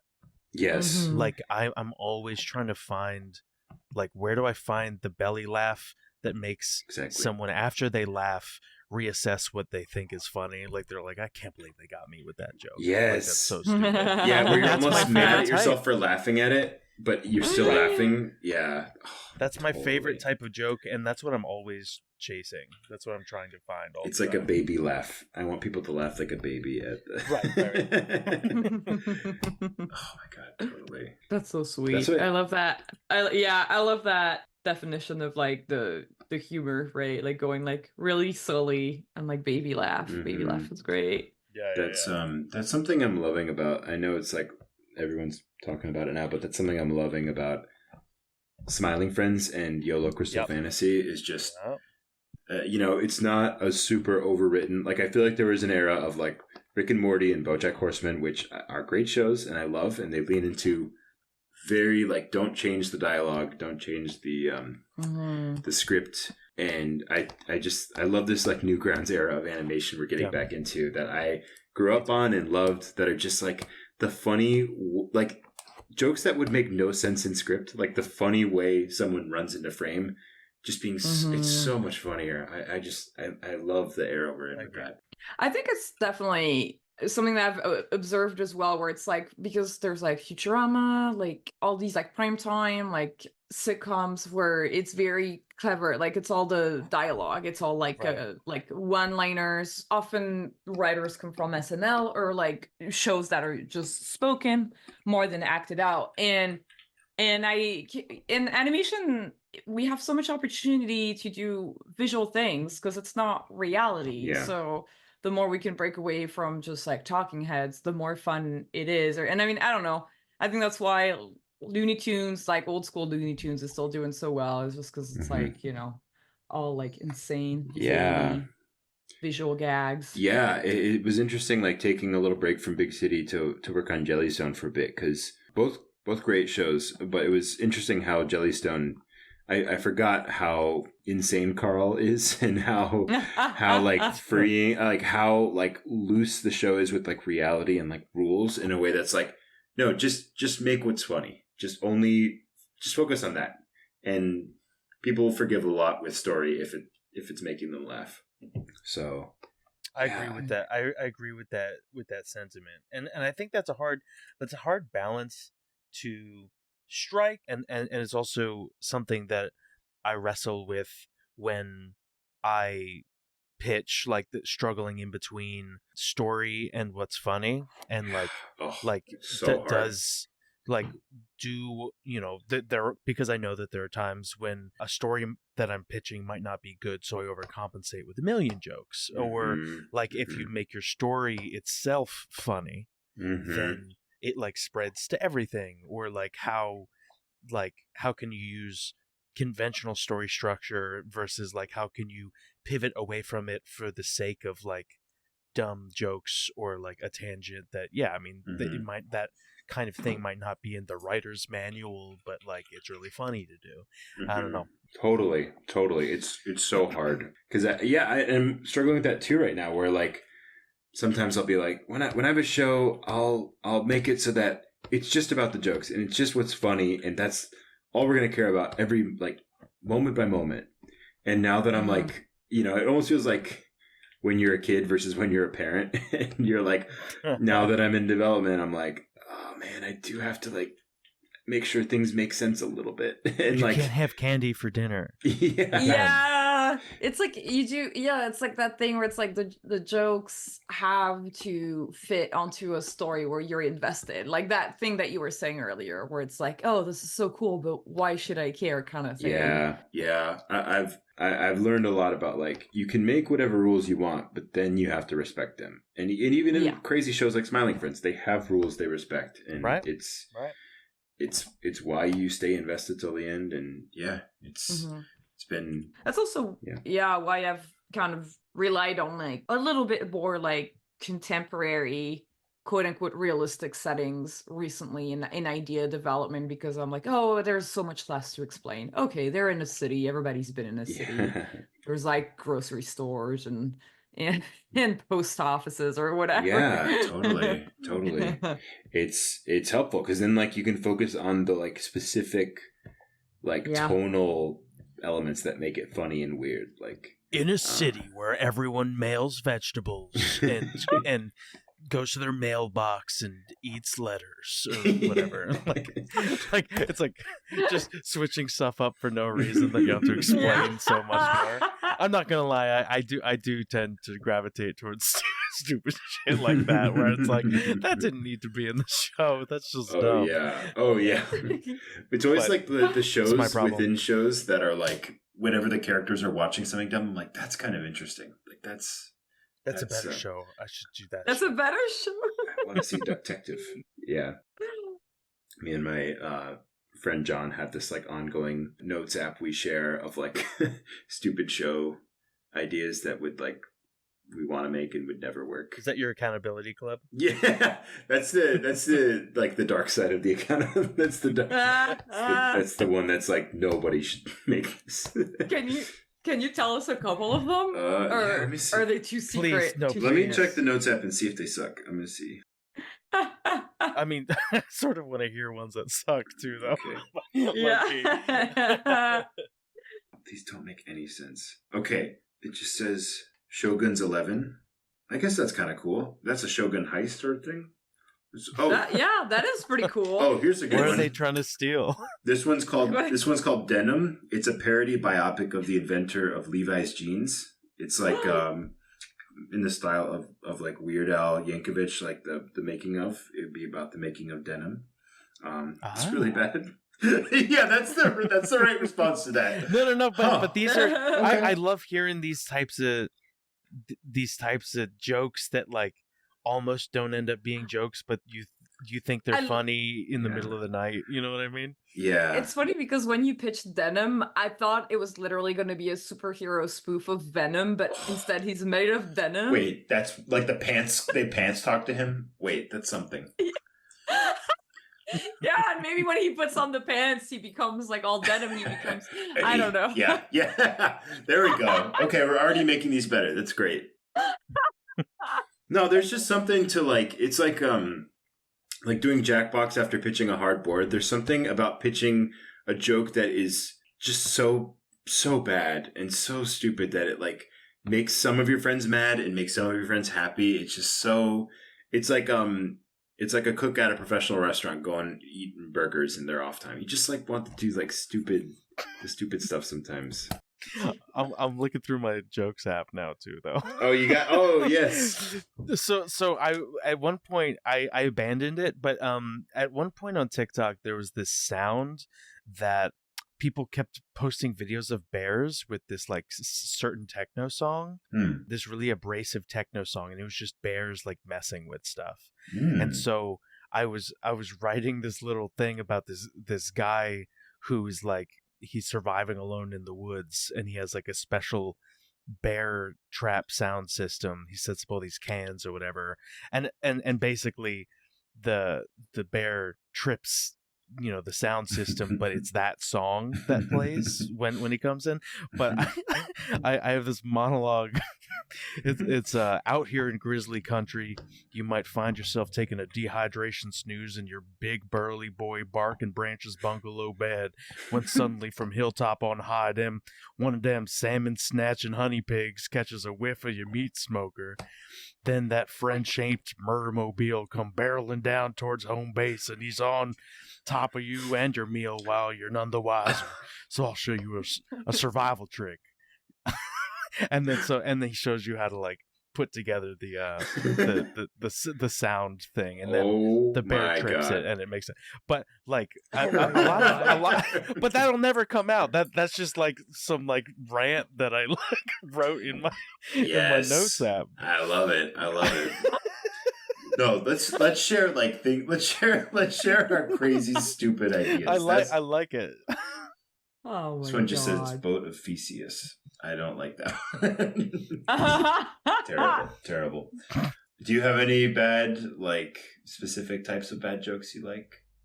I think I do love like terrible puns, because those are always a kind of like, like It's just Yeah. it's so easy to clock. I also do, I really like, but I think this is like a type of joke that is like very unpopular, but like fake logic, or like, for example, things like some of the things I think is like, and like character tropes. So I had a character that I had made up with a friend that I thought was hilarious, but basically the whole personality of that character was just like, oh, if it's free, it's obviously great. So it's like anything that was free was just like a treasure to that character.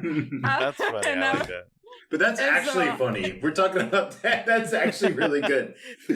Oh my god. Oh, I found another one. Pepperoni Tony against and Salami Mommy battle on the big stage for the biggest Areola Ripley's title. That's not something I'm gonna make. God. That's not something I'm gonna make. If it's free, it's good. Oh my god. If it's free, it's It good. was a free idea, perfect. I take it for me. Yeah, it's good. If it's free, it's good. Oh no. It was free, it's good. Like you say an idea, and the other person's like, "Are you gonna use that?" Exactly. Anything. Nothing is off the shelf for this. Oh my person. God. Like an idea free scavenger. Yeah. Ideas, coupons, little testers, scam calls, free money. It has to be good. Just pitching like the worst idea you've ever heard and saying, and you better not use that. It's like a joke hoarder. Like I'm never gonna pitch any of these. Yeah. They're all going with me to the grave, but I have so many of them. Oh my god! But I don't really think of funny lines. I'm very, for when I write dialogue. I'm very clunky when I write dialogue. I'm very, or like I say things like, I don't know. For me, like a line that I think is really funny is a character being like, why did you say that? It's the opposite of funny. And for me, it's funny that a character would say the opposite of. But my boyfriend hates it. He's like, why would you say that? It's like, nobody says that. It's not funny. Or like, or like. Yeah. And I do it all the time. Like, Yeah. and everything I write, I eventually have a character who's like, why did you like this food? It's the opposite of tasty. And it's like, it's so stupid. Just indirect. That's great. I found another idea here. It says fancy group of hillbillies called the Hill Williams. The Hill Williams. Okay. That's good. Oh, that's pretty good. That's pretty good. That's pretty good. Anyway, Yeah, I can't say any more of these. Yeah. Dude, a lot of them are pretty bad. I had to skip some because some of them are not safe. There's a reason why some of those end up in the not tell anybody graveyard. I think like Before. Oh no, go ahead. I was just gonna say, I think though, like even what we're doing now is a fun exercise because it's like this is the kind of stuff that leads to like there needs to be kind of a permissive structure in the like early like conversations where like that's how you do get the good stuff, is like an environment where you can say something bad and you're not going to get punished for it. You're not going to be like judged for it necessarily unless it's like on a podcast. Right. If you can't say lamb baba, lamb goes baba, Yeah. here, then Yeah. then where can you say it? You can't say that anymore. Yeah, lamb baba. oh my god. Before I forget, because I almost forgot, we have a ton of great questions from our listeners, Oh, and I want to awesome. make sure we ask a couple of them. Our patron Puzzle Glum asks, out of all the different jobs you've had, which is your favorite? It's a good question. I would say, yeah, I mean, I haven't had too many in animation. I would say that Big City Greens has been my favorite for sure. Because they like let me write jokes. They let me be stupid. And yeah, Big City Greens has like changed my life, man. I like, it's so weird with animation how like a lot of your friends end up being people you've worked with because they're like people who share interests. You share an office, you bond through lots of joking around, doing bits. Big City Greens is like, yeah, it's led to some of my like best friendships of my life. It's taught me a ton. The Hopens have like mentored me a lot. The crew is awesome. Yeah, Big City Greens. I love writing jokes. I love being stupid. I love doing bits. The characters in the show gravitate more towards my art style. I think my sensibilities are a little bit more towards like sci-fi and fantasy with stuff. Those are the kinds of stories I like to make, and that's what I'm like, yeah, that's what I'd love to work on. But yeah, Big City Greens is just like, it's so consistent and solid. And I think when you have bosses who have a very clear vision, it really, you want a sandbox to play in, and you want to know what the borders of that sandbox are. And that leads, constraints lead to more creativity. So having a show that really knows what it is just gives you so much more breathing room to explore. And yeah, like the Hotons have, they've given me a chance to, like, I got to guest direct an episode this season. I got to write a script for season 3. I got to... That is so cool. That's really cool. Thanks. Yeah. I even got to voice a character recently in the show for the first time. Hey! Wow. Yeah, so like they've given me like tons of opportunities and mentorship. So the show's been good to me. So I would definitely say Big City has been my favorite job so far, outside of development. Yeah. Yeah, that's so cool that they allowed you, or like propped you up to do all these different things, because that also kind of gives you a really good insight for later if you want to move up, or like if your show gets greenlit, any of these things, like you have like that experience that they helped you get. Yeah, totally. From YouTube, Northlit Casey, what was a moment in your career that you thought was the funniest? Probably maybe the hot chicken. The hot chicken. Being sweaty while you get notes is that was weird. Other funny moments. Yeah, funny moments. Yeah, one time there's a person on Big City he's such a nice guy. He's very low key. He's very like chill and quiet, but he once in a while will like roast you to hell. And like getting roasted by a traditionally quiet person is just a more like severe burn than anything else. What kind of things would you get roasted about? So this time, I specifically remember, like often in the crew, you will have a table where you can like, someone will bake something and they'll bring it out and they'll put it there. And one day I had like these like Trader Joe's like maple cookies that I like didn't want in I just wanted to like share it. Didn't want to eat them all. So I brought them into work. But they were already opened. And so like in this, I don't know why I did this, but I put up an email announcement like it was a big deal that they were there. And I treated it like someone baking, funny. I treated it like someone like baking a lemon cake. But I was like, hey, just so you know, there's some like Trader Joe's cookies in the huddle area. And the crew member, he like hopped on email and he was like, yeah, I also have some like leftover pizza if anyone wants some of that or something. He just completely like every 3 years I feel like he roasts me, and it just I never see it coming. That's so funny. That is so funny. Yeah. Do you guys have any favorite moments or favorite like experiences? It's hard.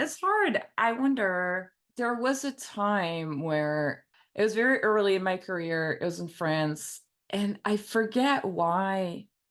I think it was just I forget if it was because the show wanted to do it or if it was one of the board artists that made us all do it.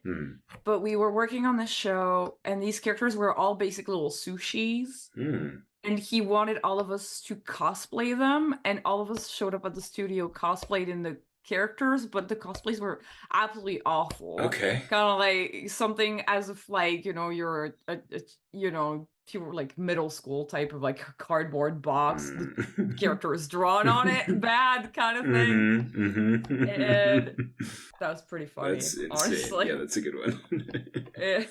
I used to do these fake storyboard panels and ask JG Quintel when I was on regular show to give me red lines on them, but they would all be like I would have all the characters with bowl cuts, and he would write like no more bowl cuts, final one, or like it would be like Rigby, but like every time you see him from the back there's a little star butthole, and like and he would like circle it, and so I was posting all of these fake storyboard panels on social media. And all these people were really concerned that I was about to get fired because I was pretending that they were real, notes that I was getting. So I guess that's That's one. That's a good one. That's awesome. Oh my gosh. I recently saw a photo of the regular show crew out at like a restaurant. And it was so funny because on the internet, I saw on Twitter, there were some people like theorizing like, wait, the regular show, they're in, the crew's in Italy. Like, are they bringing it back? Are they making it? What? Like, What? like, why are they all in Italy together? Like, We're hanging making out? it overseas. And I looked at the background, and there was like a mural behind them, and they were at Pinocchio's in Burbank. And Oh my God. And one of them had jokingly posted, it was an Instagram post where they were like in Italy with the crew, so they were like Oh, no. messing around, but it had gotten taken so seriously. It was so funny. I almost wanted to comment on the tweet, but I just let them believe. But it was those like good. the like fake boards and fake you know, inside jokes can like become real very fast on the internet, I feel. This is a great question that we have from Twitter from at Casey Pants. What would you tell your younger self? Yeah, that's a good Getting question. deep. Getting deep. Lamb go baba. Say lamb go baba A in 10 years. A teaching moment. Teaching Well, just moment like for us all. teaching yourself what sound the lamb make. Yeah, that's for like the younger self. That's for like the 6-year-old. That's for like the 2-year-old baby. Yeah, it depends on how much younger, I guess. But no, I would say like it's a similar thing that I think a lot of artists have, but like college was not necessarily fun. College was I miss that. I like pine about that time, and then I think about it and I was like, wait, I was stressed all the time. I was so hard on myself for not being, enough of an artist, and that like not feeling like, or being insecure or worried about if I'm enough. That fueled me for years. I was fueled by this like negative pressure to get better. And in hindsight, I'm glad I got better and I'm glad I had drive, but I wish I had found a better way to like push myself a little bit. So if I could go back and talk to my younger self, I would say keep working hard, but know that it's okay if you don't have it all figured out yet.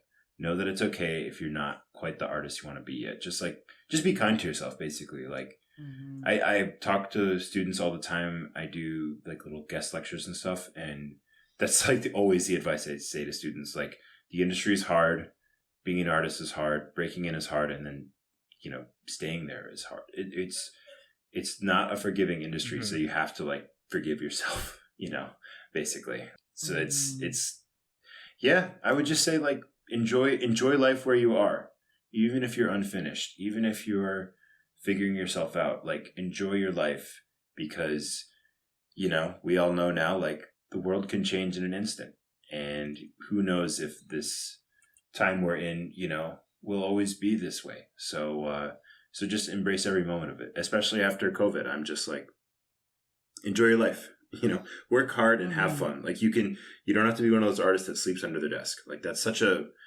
myth that some artists like tell kids and sort of like purport. But yeah, work hard, but just like be kind to yourself. Such great advice. I feel like it's all of it is so true. It's so competitive. It's so easy to get like wrapped up in the like self deprecation and like I'm not enough kind of mindset. So yeah, it's easier to sleep at your desk now that we all work from home too. So that's really nice that quarantine helps with. I can literally install like a little bed underneath my desk. And yeah, we have great beanbag positions now. We have new beanbags. Yeah. We were taught by the best. We were taught by the absolute best. Yeah, that's a great question though. Be kind to yourself. Work hard and take it easy if it's not all figured out. Because also, if you're listening to this, people break into animation at any age, all sorts of ages. Six-year-olds, they're out here. It's terrifying. I'm getting notes from a 6-year-old. No. Yeah. This kid, this 14-year-old kid, like worked on Spider-Verse 2 and made like all these like Lego. Oh yeah. Yeah. So, I saw that. Yeah, that's crazy. So you know what? Don't compare yourself to the kid. You know what? You're right. If you're 15, it's probably too late. No. Start playing with Legos now. Yeah. Oh my god, one of my best friends is Kiana, and the Consmith on Twitter, and she was just like this board artist, like young prodigy, and it was so funny just for years being like, "You're 26 now. How does it feel being old and at the end of your career, Kiana?" Because she's just so young and talented. It was just great. Like being like, you just got such a great career ahead of you, man. You got to retire at 30. Yeah, you're almost done. You're almost done, dude. You're almost done. Yeah, so that's I my wish advice. that you were a prodigy. Oh my god. Yeah. I, It's probably got to be pretty rough, but I think so. I don't think it's a good thing to be too good too early. I don't know. This is my maybe this is me coping, but I think if you're really good really early, then you don't learn to work as hard. And I then agree. when eventually you become the little fish in the big pond, it's like hard, I think. I don't Yeah. know. I mean, a book I read in high school that like also kind of changed my whole idea about art and made me like motivated enough to like keep getting better in college was a book called, I think it was called The Talent Code, which was basically a book with research and like a bunch of data showing that like genius is often a myth. Like stories about genius were often like, the Beatles playing in like Liverpool for like 12 hours a day before they ever, made it big. They'd gotten their like 10,000 hours in. Like, it made me feel like I could one day belong to those kinds of artists who went to CalArts and got in and made great stuff. It's just time, My heroes, my hero showrunners who I look up to and like would want to be like someday, like they, it's just time. It's just time and practice and like intention. So yeah, I totally agree. I'm glad I struggled. I'm glad I had to like figure it out for a long time. I think like some outsider mindset sometimes gives you a little bit of an edge. So yeah. Oh my God, look at this Raj drawing. This is, oh my God. Oh my God. Yo, I just have to say, like, I've seen some of V's art, but I've not seen your guys' art that much, and these drawings are unbelievable. They're so Thank good. you. That's really nice. They make me so happy. Holy shit. Like, I have been trying to not laugh the whole night, but like, y'all have been doing such a good job. This is like amazing. Thank you. I mean, I've also been impressed by how much you've drawn and talked. It doesn't happen very often. You've drawn so much. I can't believe how much, like, it's actually pretty rare to get a guest who draws that much. Thank you. As we talk. Oh, thanks.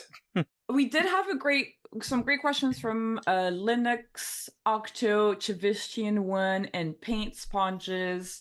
Thank you guys for asking your questions. We might not get to them, unfortunately, because we have one last final question for you, Yes. Raj, and it is about creative block.